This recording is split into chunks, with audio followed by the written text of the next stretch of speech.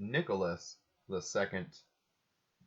The Romans did not have a chance to take the late Pope Stephen's advice about waiting for Hildebrand before holding an election. When news of Stephen's death arrived, Gregory, Count of Tusculum, and other lords swarmed into the city with their men-at-arms and took over the election. In vain the cardinals protested.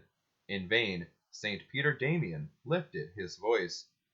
In spite of the cardinals, a tumultuous mob proclaimed John, Bishop of Velletri, Pope. He was enthroned as Benedict X, but the election was not uncontested. Even at Rome, in the Trastevere district, a group refused to acknowledge Benedict. St. Peter Damian and the cardinals fled north, and on his way back from France, the man was coming for whose arrival Pope Stephen had wished the Romans to wait, Cardinal Hildebrand. When Hildebrand learned that the house of Theophlactus was once more trying to get control of the papacy, he acted swiftly. First, he secured the support of Duke Godfrey and of the German court. Then he held a meeting with the cardinals at Siena, at which Gerard of Burgundy, Bishop of Florence, was named Pope-elect. Duke Godfrey and Wybert, the imperial chancellor, mobilized at Sutri. Then, after Gerard held a council which declared Benedict deposed, the army marched on Rome. A little fighting sent Benedict and his barons flying. Then a great assembly gathered at the Lateran to investigate the election of Benedict. The council declared the election invalid and deposed Benedict. Gerard was elected and enthroned as Nicholas II. Gerard was born in Burgundy, and, like his predecessor, he had been a canon at Liege. While Bishop of Florence, he had made a reputation as a reformed prelate. As Pope, he lived up to his reputation. The main blow struck for reform by Nicholas was the promulgation of new papal election decrees at a synod held at Rome in 1059.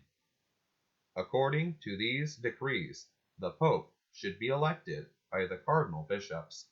The rest of the clergy and the laity of Rome had the right to acclaim the election. The Pope should normally be a member of the Roman clergy, but in case of necessity could come from outside Rome. The election, if possible, was to be held at Rome, but if necessary, it could be held elsewhere.